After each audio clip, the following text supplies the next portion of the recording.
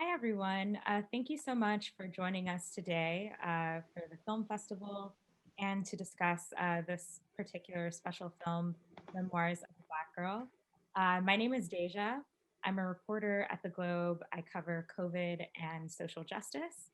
And I'm really excited to be moderating this panel today. So, today with us, we have Tato Imosa, who is the award winning filmmaker and screenwriter behind Memoirs of a Black Girl. Pato won the coveted Emerging Filmmaker Award at the 2005 Roxbury Film Festival. And since then, her films have been screened at multiple festivals and broadcast nationally and internationally. Memoirs of a Black Girl is her first narrative feature film, but she has long uplifted the voices and experiences of Black people across the diaspora. She also teaches film at Brookline High and is an illustrator. If you were watching closely during the film, I believe you can catch a glimpse of some of her art in the set in Aisha's room. So we also have Kai Tyler with us today. She plays the lead role of Aisha Johnson in the film. She absolutely shines in that role. It's also Kai's birthday, so thank you for being here on his birthday today. Kai is a Boston born actress, and she holds a BA in theater studies from Ithaca College. Don Adekoje, the film's cinematographer, is an award winning filmmaker and playwright. He's currently shooting another project, so he might have to duck out, but plans on being with us for the entire session. So thank you for that. And then finally, we have consulting producer Jessica Estelle Huggins. She's no stranger to film festivals. Several films she's produced have been accepted into festivals across the country. And in addition to running her own film company, Jessica works at the Redford Center, an organization focused on supporting impact driven media created by environmentally engaged artists.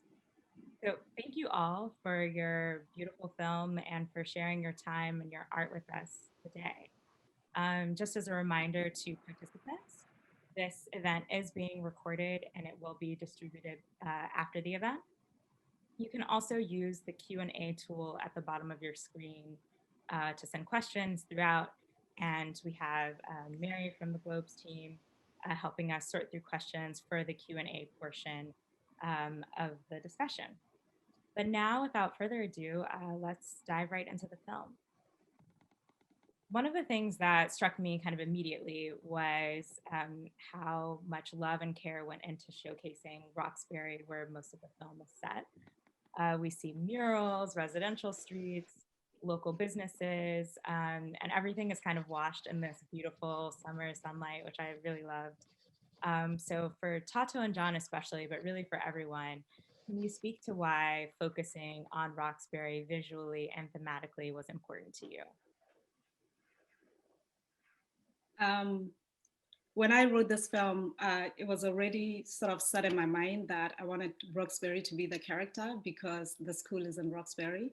And I wanted to capture the beauty of the place there because it's such a multicultural place. There's so much going on in Roxbury in terms of the art. So I wanted to showcase that, the murals, the Nelson Mandela mural, which now I realize that it's living in the film forever. It got, demolished last year, I think, and now it's memorialized in the film. So I'm happy that we're able to sort of capture what what makes Roxbury, like the iconic sides of Roxbury. And in terms of the businesses, we were really lucky that most of the businesses actually opened their doors to our film, our crew. Dudley Cafe opened that door. You see it in the film. I called Biplau, who is a great guy. He is the co-owner and he supports the arts. So I called him and he was like, of course you can film in my cafe. So I was happy that because that's like, every time I go there, I see everyone. Everyone goes there just to hang out or to do, this is pre-COVID, pre-COVID life. So it's a hangout place for most people that live in Roxbury. And the other businesses Frugal Bookstore, which is the only Black-owned bookstore in Boston. And I was really happy that Leonard and Clarissa let us shoot in the bookstore to showcase it and to show just the beautiful, thriving businesses in the in the town. So that was the intention, and John can speak to the cinematography. She covered most of it. When I met her for the meeting, this is exactly what she said.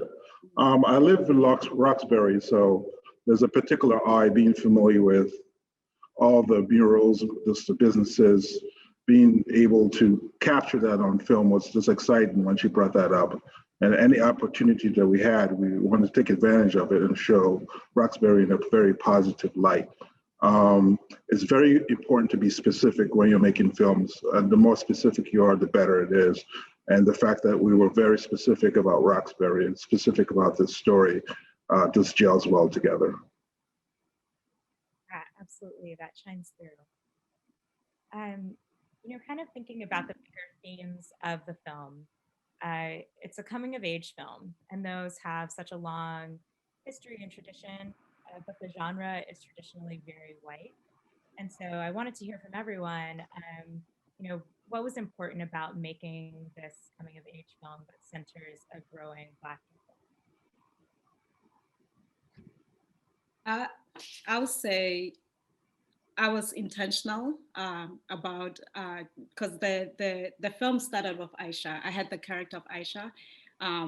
When I wrote the film, I was teaching at Madison Park, which is in Roxbury, and I've met so many Aishas in my life. She's a composite of the many girls that I've taught that are so brilliant, that are so smart, that epitomize Black girl magic. So I started with the character.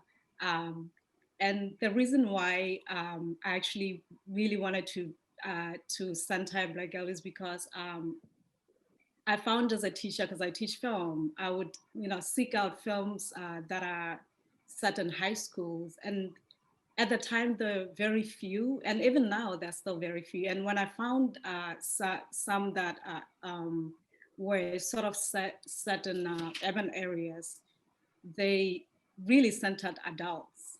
I mean, we think about Dangerous Minds, you think about Freedom Riders, or so I wanted a film that could just really capture the lives of young Black kids in an urban school in a positive way. So part of it is just the lack of representation, not finding enough films. A lot of them are set in suburbia, first of all, like you said. So just to create something for young kids that they can relate to, and especially my students, I wanted to create it for them so they can watch a film that they can relate to. They can relate to the characters, they can relate to the themes or the storylines and all of that. So that was my my intention, to sort of tell the story of this young kids, Aisha, her friends, her brother, and all of that. Wonderful. Hi, I was wondering what it was like for you to play that role and whether you brought your own experiences from growing up in Boston to the character of Aisha. Yeah, I did. I grew up in Dorchester, but I went to school in Cambridge, so pretty far away. I went to a predominantly white school, and I definitely could relate to Aisha feeling like she wasn't welcome in certain spaces just because of where she was from and because she was Black. And there's a line, I think, at the end of the film where she says something like, "I showed up here to earn a seat at the table." And it's like my favorite part because she's got all these obstacles, all these people sort of rooting against her, but she's like, I'm going to make space for this, space for me, where, people don't think there should be space for me. And she fights to make sure that she has her spot. And that's kind of my favorite thing about the character. And aside from that, she's super loyal to her friends, and she's got this, like, she's very naive in some senses. I've realized while I'm watching the film, she's like super smart, but not always street smart. And I like that about her because she's just a regular kid and you get that right away. She's just a regular girl in high school and she's trying to do her thing, but she has really big dreams. And yeah, I relate to that. I love the character. Jessica, I know you headed up casting for the film, and much of the cast, like I calls Boston home. So I was wondering how you went about building like a local cast and seeking out local.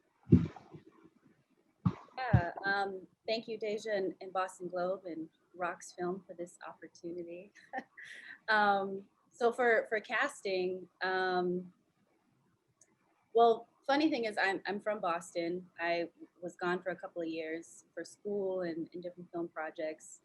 And my guidance counselor, shout out to Dr. Charmaine Jackman, who is very good friends with Tato.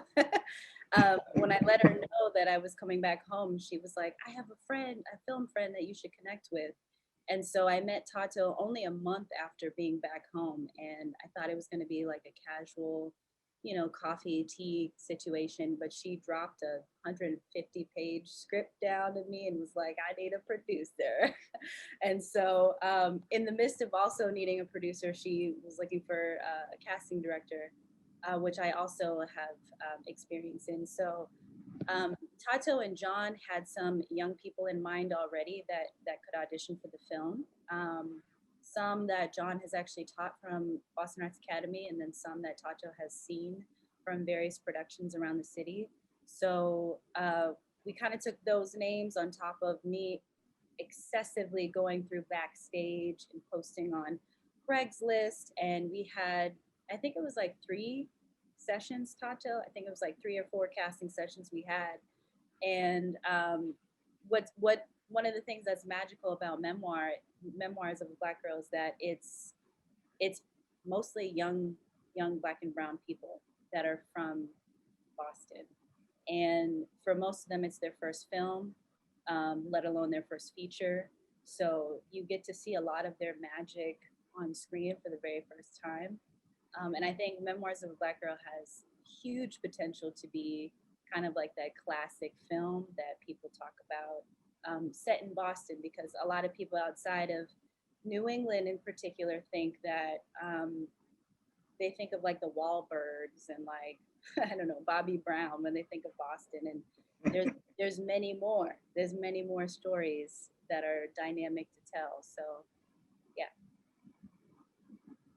I was reminded of some of the ways that Wahlberg films often do the like pan over the skyline of Boston, and so it was great to see different images and different areas captured in that same style. This one is really a question for everyone, because Memoirs of a Black Girl takes on some familiar themes, so the high school coming of age story, like we already talked about, but also more sensitive themes like snitching, gang violence, religion, and sexuality. And there's always a risk involved in addressing topics like that and dealing with those tropes.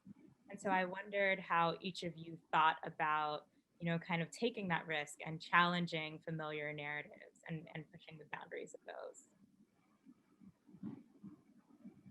those. I can start. So I teach at Boston Arts Academy, and those topics are on the table all the time. So this is very familiar. The challenges, the successes, the students talk about it all the time. They create art that connects to it.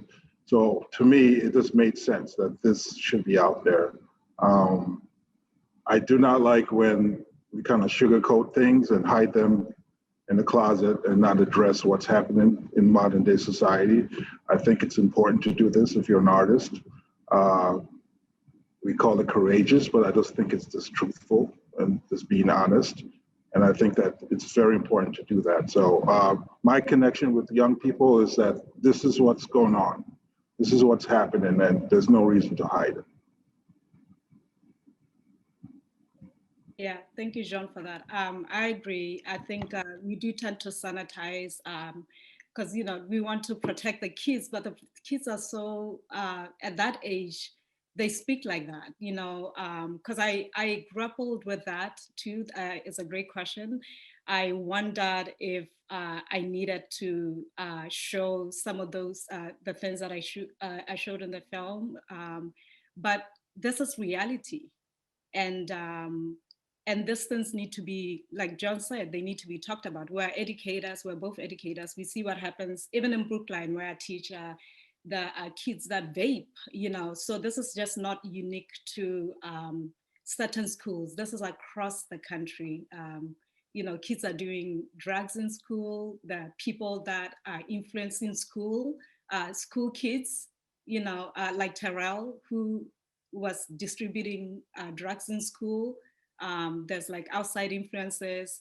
And then there's kids like Juvan who are innocent, but they're lost to the street. They don't know what they're doing. And I wanted to kind of humanize humanize those little kids that are 14, 15, and yet they are out there sort of trying to be part of the, you know, like sell drugs and be part of the gang, yet they don't know what they're doing. And that's still very much innocent. So I think, and then I remember watching this film called, which is one of my favorite, it's set in suburbia, but it's one of my favorite high school movies, The Perks of Being a Wallflower.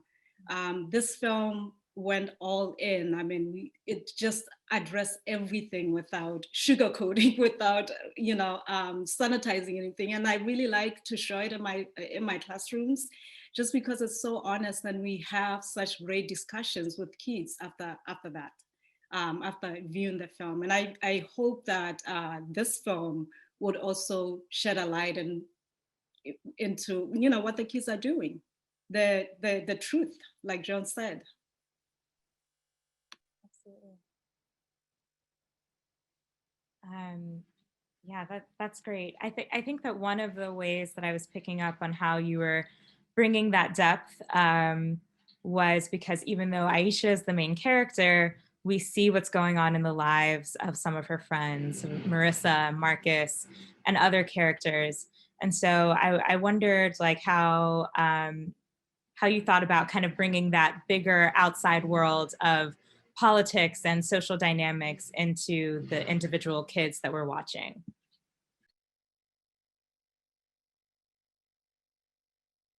I think you're still on mute. Okay. I mean, you know, through Marissa, we learn about gentrification, what's happening in the neighborhood. That is a big thing in Roxbury and other neighborhoods across the, like Brooklyn, which is already gone. So I wanted to kind of address that because we see that in Roxbury, like properties, you know, rents are going up, people are being pushed out. And also you know, why do kids drop out? You know, there are many reasons, and some of them are like their families are struggling and they feel like they need to help their family, like Marissa, and she makes the choice to drop out and help her family. So I wanted to just tap into various themes, and in terms of Marcus, it's just about, you know, coming out and being true to yourself, living your true life. He struggled with coming out at home, even though he was out to his friends. So, you know, there were so many kids. Marissa, Aisha, and Marcus are composites of so many kids that I've come across. So I just wanted to sort of like really tap into, you know, various and make the kids not be one note. Like I didn't want them to be like Aisha. I wanted them to sort of have their own differences and their own issues that they're dealing with. Absolutely. And the influence of your experience and John's experience as educators definitely comes across in the finished product. I wanted to ask each of you a more general question before we start opening it up to the audience. But since we're here for the Black History Month Film Festival, I just wanted to ask, what does it mean to each of you to be a Black person in filmmaking, and what's the importance of Black film? And maybe we could start with Kai. Sure. First of all, I'm super grateful just to be a part of this project. It kind of just like fell in my lap and all the pieces came together and it was really amazing. And even from when I first auditioned for it, and I remember in the audition room, everybody here was there. And it was just amazing seeing like, oh, there's going to be all Black people behind the camera and just like running the show. And I've never really had an experience like that. So it was exciting for me from the beginning because I knew that the story was going to be told from the perspectives of the people actually going through these things. And the story was going to be true because it was going to be from our perspective. And I feel like that's kind of what I want to see more of in Black filmmaking is I want to see Black people making Black stories so that we can tell our stories how they're meant to be told and truthfully. So yeah, I'm just really grateful and happy Black History Month, everybody. Yeah, I think that's perfect. I luckily have grown up in a household where Blackness was celebrated. And I feel like I've been really lucky so far in my career working with people like Tato and John and Kai, who also celebrate their own Blackness. And what was important to me, echoing what Kai was saying, having Black and brown people in front of the camera. In addition to that, having Black and brown people behind the camera too. It's also one of the reasons why I aspired to be a producer, because I was like, oh yeah, the seat at the table is the people who are making the powerful decisions. Yeah, there needs to be more of us at that table. And so, yes, happy Black History Month. And I'd love for us all to get to a point where we can just talk about film and not necessarily that this is a Black film, you know? I'd love for us to get to a point where it's like, this is a coming of age film that happens to star Black and brown youth. And I know we're sort of on our way there. And I'm really excited to see the future, especially with these three, what they have up their sleeves.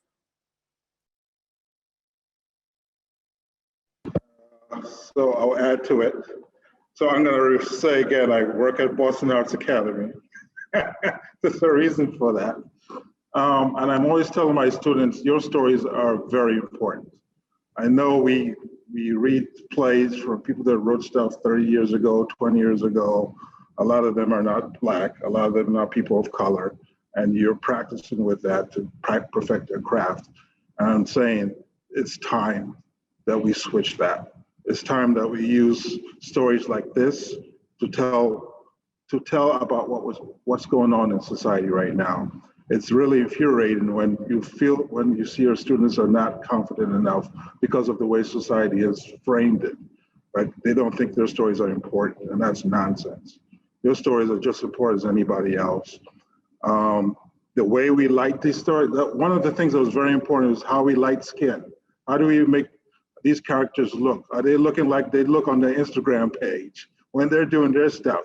Why are they looking better on the Instagram page than on some of these films? What's going on? So that's part of Black history. That's part of understanding your people and how do you light them? How do you frame them? How do you help tell the stories? All those things are important. Yeah, I echo everyone. There's an African proverb that says, until the lion can tell its own story, that story will be told by the hunter. And I love that so much, because as a Black filmmaker, as an African filmmaker, we know how especially, Africa, how Africa is viewed, how the Western lens views Africa is so distorted, and it's not fully, captured in the way the Africa that we know. And it's the same thing here, where if Black filmmakers are not telling their own story, their stories will always be distorted, be told through a different lens, and it's not a full, kind of like a, how do I put it? it's not a true authentic lens. So it is important that we take control of our narrative. And I'm glad that this story is, you know, our story. It's a story of Boston. We belong. Boston is all of us, immigrants, African Americans. So I think this is the beauty of the story in a way that this is a celebration of Blackness, and it's a celebration of Black girls. So happy Black History Month to everyone. Yes, yeah, I'm glad, Tato, that you brought up the kind of diversity within Blackness. There was such a different range of skin tones, national and family backgrounds that was really showcased in the film. And so it was clear that that was intentional. John, you also mentioned lighting characters properly and having their skin tones lighted properly. And that reminded me of one of the things that I loved, which was the range of natural hairstyles. And it is among the best array of hairstyles that I have seen. And it really does look like how Black girls look in their real lives and how they style their hair. But I was wondering if you used a local cosmetologist for that. Oh my goodness. Yeah, Alexia J was the main makeup artist for the show, and then she had a friend, Jessica. Do you remember? Oh, she had a friend who filled in like 2 days, but it was Alexia J, and then Omeleni Mklaba also did the costuming. She went to Goodwill to find outfits for Aisha and all the kids in the cast. She also we went to the mall, to certain stores, H&M, to pick up, whatever we felt like that the young kids wear, and you can see the wardrobe and also that makeup, and through the work of Alexia J and Omeleni Mtlaba. That's wonderful. Okay, we have a few audience questions to start off the Q&A portion. So one person wants to know, Tato, how and when did you discover that you wanted to be a filmmaker? It wasn't until I got to college because I thought I was going to come in to be a journalist. My dad was a journalist and I always wanted to be a writer too. So I was like, okay, I'm going to do what he's doing. He was a journalist, but he ended up as a politician. So when I went to college, I actually was intending on majoring in journalism, but I got introduced to broadcast journalism, TV production, and I just was attracted to the camera, like the power of visuals, because with writing, or if you're a writer, if you're a journalist, you just it's just words on paper. But I felt like there was something powerful about seeing stuff. So that's what I studied at Emerson College. But then after that, I started to because I did a little bit of documentary. That's what I specialized in at Emerson College. But then I started to get to be interested in narrative film. So I enrolled in the New York Film Academy. They had a course at Harvard in the summer, like it was like 8-week course. And I got into narrative filmmaking. And after that, I made my first film, which was Don't Tell Me You Love Me, that premiered at the Roxbury Film Festival. And then they gave me an award. And I remember Candelera Silva, when she gave me she's like, I hope you keep doing this work. And, I never stopped ever since, because it just kind of gives you the push to keep going. It's not easy being a filmmaker, especially a Black filmmaker. You're competing for funds that are very scarce, and it's a challenge, but we keep doing it because we're passionate about storytelling, and it's important to tell our stories and tell our stories our own way. Yeah, that's how I got into filmmaking. I just love the power of storytelling. Great. A similar question for Kai. Someone says, first, go BBNN. Secondly, how did you decide to be an actress? And being a Black actress, did you or do you find it difficult to get roles and get started? Yeah, shout out to BBNN, whoever wrote that. That's where I went to high school. What's the question? How did I know I wanted to become an actress, or? Yeah, how did you decide to do it, and have there been challenges being a Black actress? I've always been interested in film and TV since I was little.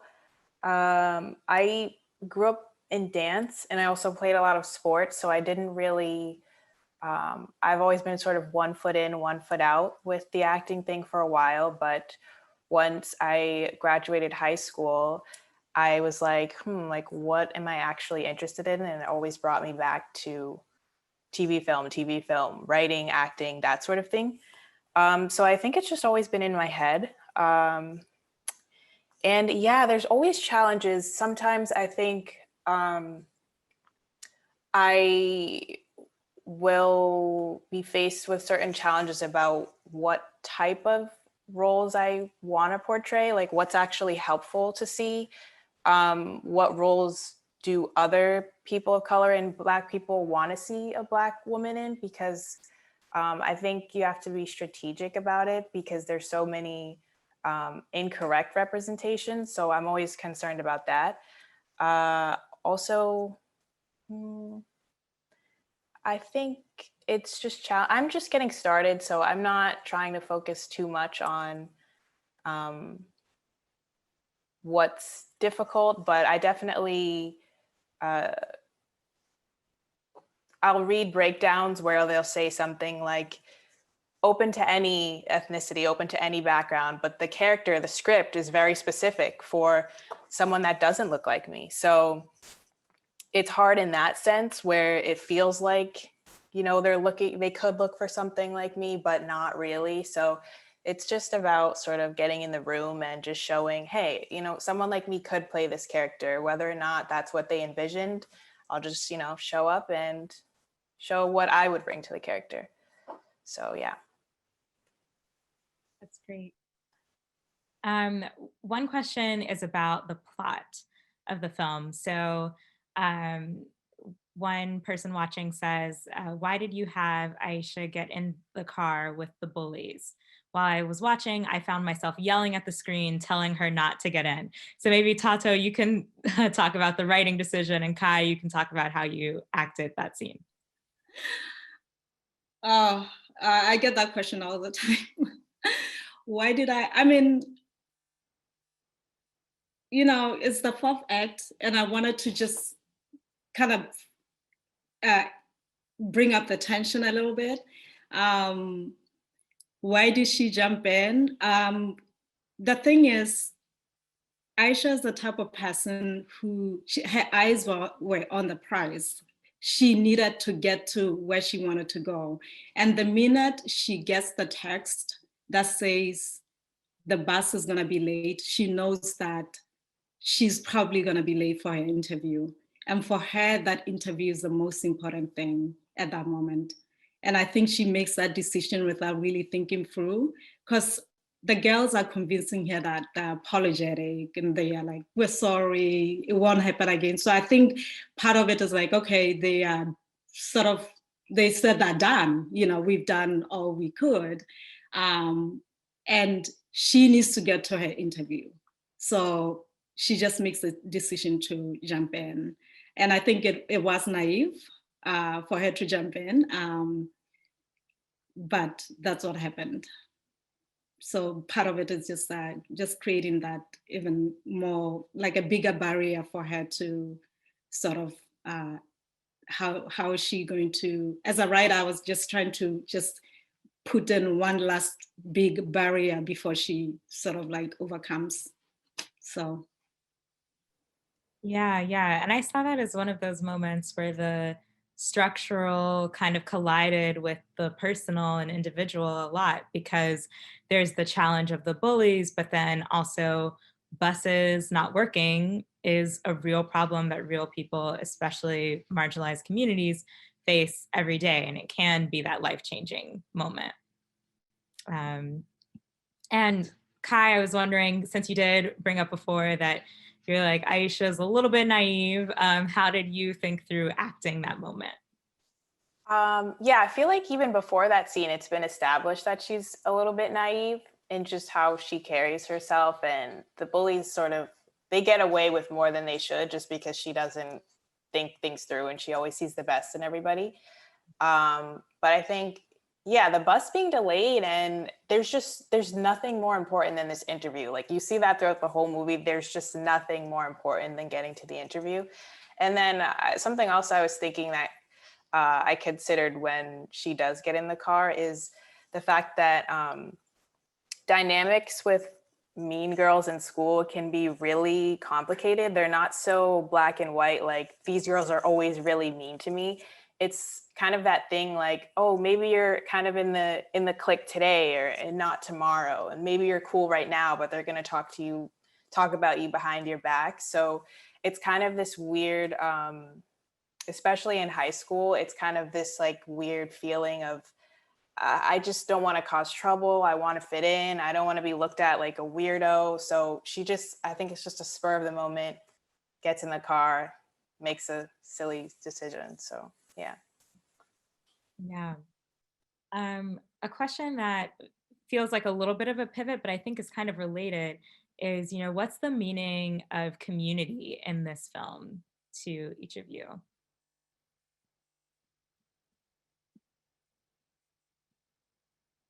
Maybe John can start on this Yeah, one. I'm gonna define it differently. For just so you guys know, Tasso fought for this film. I'm not gonna give a lot of information away, but this film was very difficult to make, not because of the people behind the camera, not because of the cast, but just because of the people who were from the outside, and there was a lot of pressure that was unnecessary. And this film struggled in those terms, not in terms of the story, not in terms of the vision, but we became a strong community. We said, no matter what, we're going to make this film. We don't care how we're going to do it. We're going to find a way to make that happen. And to me, that's part of that Black magic. That's part of that community.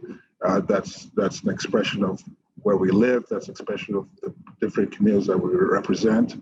That we're not going to stop. We're going to fight. We're going to tell our stories no matter what. That'll be my answer for now. Yeah, just to go off of John, I mean, I said earlier that I had known Tato for only less than an hour when she showed me the script. And then after like a week and a half of reading it and giving her my notes, I was like, oh, this is something. Like, I'm holding something that's powerful. And so I think you can define community in various ways. Aisha definitely had her crew of community, her three best friends who were like the best of friends. Sometimes it's not about numbers, it's about the sort of quantity that you have. And so the two folks who played her best friends, shout out to Nick and Carolina, but they played characters that really supported Aisha in her journey.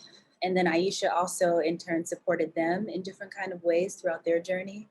So that's like the film, like, on-screen journey. But then to echo what John was saying, we were a community. Our community is huge behind the camera. And we couldn't have, there's way too many people. So thank you, anyone who's watching. But the various people that were part of the crew, like Tato mentioned, Frugal Bookstore. There's so many different small businesses that were like, yeah, come and sit at my cafe. We'll feed you, like here, you can use our bathrooms to change into different costumes, So I think the power of art in general is when people believe in what you're trying to do. And I think it's especially important because it was majority Black and brown voices that were like, we've never seen something like this before, like in our community. We've never seen someone from our place tell our stories. And so, yeah, I'm grateful, Tato and John and Kai, for you guys adding your magic to the film, and I'm excited for the future. You also brought magic. Come on now. Yes.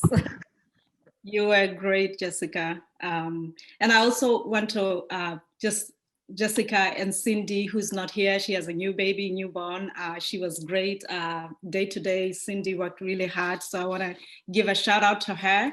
But when I think about community, I think about this community that I'm looking at. My brother, John, who stepped in. I can't thank you enough. And Jessica, who was like, who's this girl talking about 150 pages?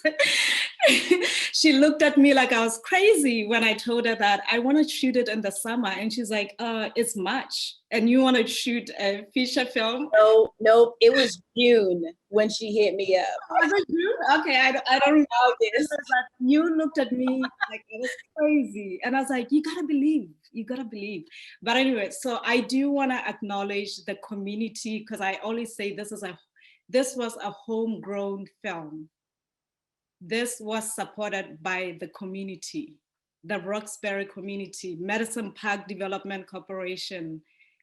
We shot in that office, even though it looks like downtown Boston, that's in the community. Hibernia Hall, Medicine Park High School opened that doors for us. They're like, come in and shoot. That's where I used to teach. I just called the principal, Mr. McCaskill, and he's like, I like the story, come on in, shoot. Snowden High School, Mr. Roundtree, who's the principal, because if you look at if you watch the film, there's 2 high schools.